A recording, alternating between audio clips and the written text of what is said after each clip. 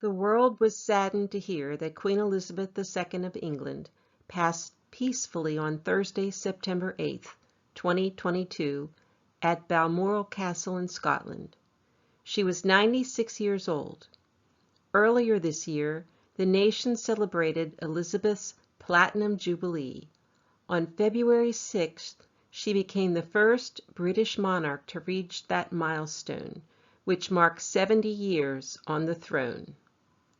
Thus, the longest reign of a British monarch came to an end. Elizabeth was not originally supposed to be queen. After her uncle, King Edward, abdicated the throne to marry a divorcee from Baltimore, Elizabeth's father was crowned King George VI. Nobody predicted that George would become king, then would fall ill and die so soon, making Elizabeth queen at the age of 25. But destiny has a way of finding one. This is the birth chart of Queen Elizabeth.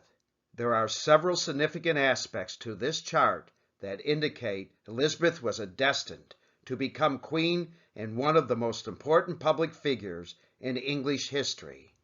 She was born in the 0th degree of Taurus, a sign that shows great strength, loyalty, and vigilance for her country, England.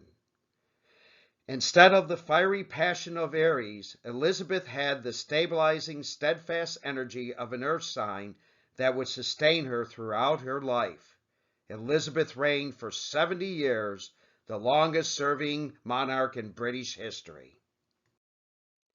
There is an out-of-sign conjunction between her sun in Taurus and Chiron at 28 degrees of Aries. When you have the sun and Chiron in different signs, it takes on a slightly different meaning. Chiron in Aries is about the individuals seeking to fulfill themselves through being independent in this lifetime. Taurus represents service, dedication, strength, and loyalty. So even though Queen Elizabeth had a very strong desire for independence, the needs of her country took precedence. While her sun was leaving the second house of personal finance and values, it was almost exactly conjunct the cusp of the third house, the house of communications. With the out-of-sign conjunction of Mercury and Uranus, Queen Elizabeth was a strong spokesperson for her country and an incredible diplomat. She spoke with great deliberation and at times with a unique strength. Queen Elizabeth's lunar nodes are conjunct her ascendant and descendant along the axis of Capricorn and Cancer, which indicates a life of great personal responsibility. From a soul perspective, the moon's north node represents our mission in life, while the south node represents the energies and capabilities that we brought with us. While Capricorn rising shows that Elizabeth would have great strength, discipline, and organizational skills, having the south node within 1 degree conjunction of her ascendant or rising sign means that she was born with these talents. With the north node in Cancer in the 6th house of service, conjunct the mundane 7th house of international affairs, diplomacy came naturally to her. The north node in Cancer, the mother sign, shows that her mission in this lifetime was to be queen, the mother of her country, and to care and nurture her people. The Jupiter-Mars conjunction in Aquarius in the first house gave Elizabeth tremendous personal energy. It enabled her to be successful as Queen of the Commonwealth, a mother of 4, an incredible diplomat, and the many other roles she needed to play as the ceremonial head of the Church of England and the armed forces of the United Kingdom. Opposing these planets is Neptune and Leo in the 7th house, very loosely conjunct her moon. The love of her life, Prince Philip, along with her goals and dreams, counterbalanced the tremendous responsibility she bore as queen. A key point in Queen Elizabeth's natal chart is this magnificent T-square. The need to balance her personal role as queen and her personal life were reinforced by the constant duty and responsibility that the square with Saturn presented. Saturn, the planet of responsibility, is conjunct Elizabeth's midheaven and the 10th house cusp. Along with great responsibility, her country and her people are truly represented by the focal point of Saturn. With a retrograde Saturn in Scorpio conjunct the 10th house cusp, the house of career, duty to her position as queen is dominant in her chart. The 10th house cusp, also the midheaven, brings into true light her life of long service. Elizabeth reigned as monarch for 70 years, again the longest serving monarch in British history. One of my favorite stories is about Elizabeth's military service during World War II. Princess Elizabeth convinced her reluctant father to permit her to join the army, and she registered for war service when she was 16 under the Ministry of Labor's Youth Registration Scheme.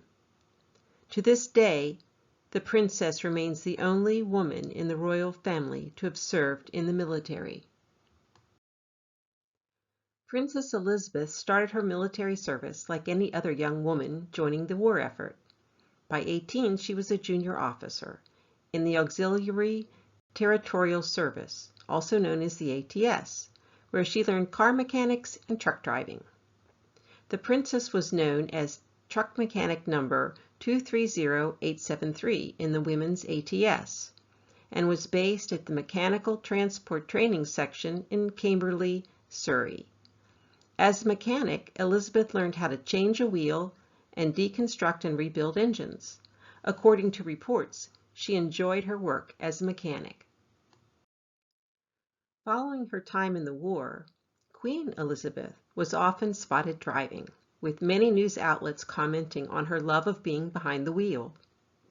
The Queen was the only person in the United Kingdom who was allowed to drive without a driver's license, as part of the royal prerogative, powers and rights exclusive to the country's monarch. Let us now look at an important trine in Queen Elizabeth's chart. Venus in the sign of Pisces is trine Pluto in Cancer.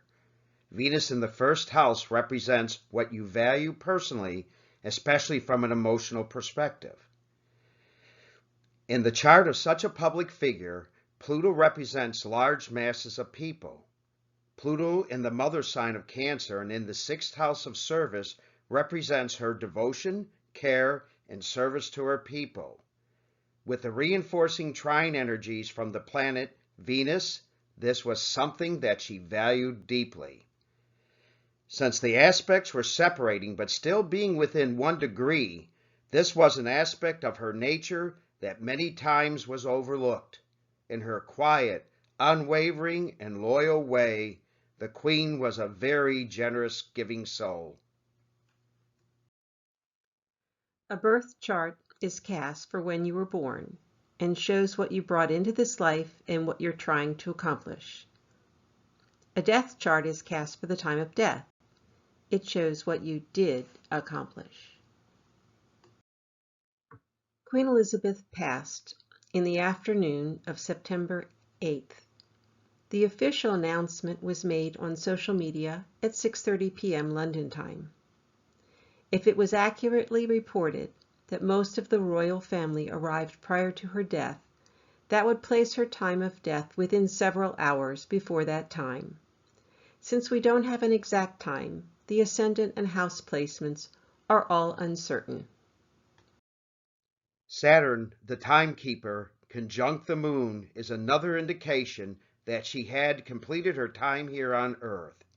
Elizabeth is rejoining her beloved Philip. The nodal axis for this chart is Scorpio-Taurus, again in water and earth signs. Elizabeth's youth was during the turbulent time of war, and she rose to queen after the untimely death of her father, all very Scorpion events, driven by her south node. Her north node is in Taurus, the same side as her sun.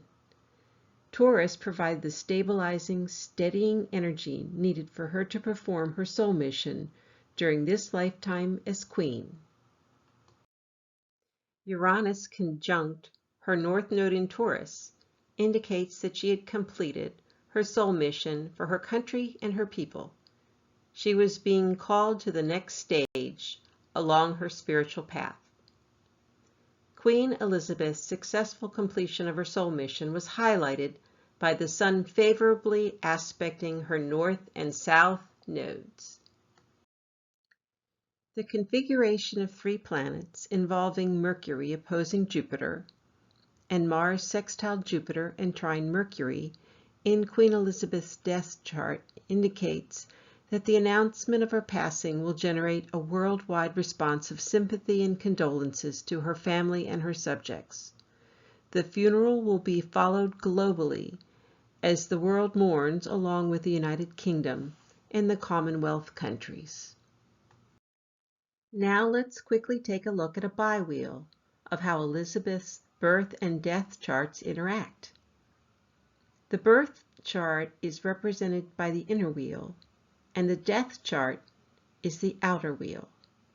Since we've covered many of the astrological details already, we'll focus on the more interacting aspects between the 2 charts.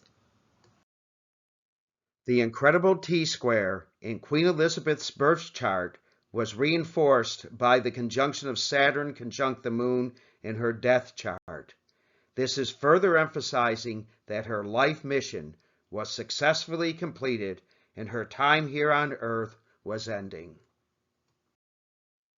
With natal Saturn trine Neptune, Elizabeth is now released from the duty and responsibilities of her mission in this life and free to continue her spiritual journey.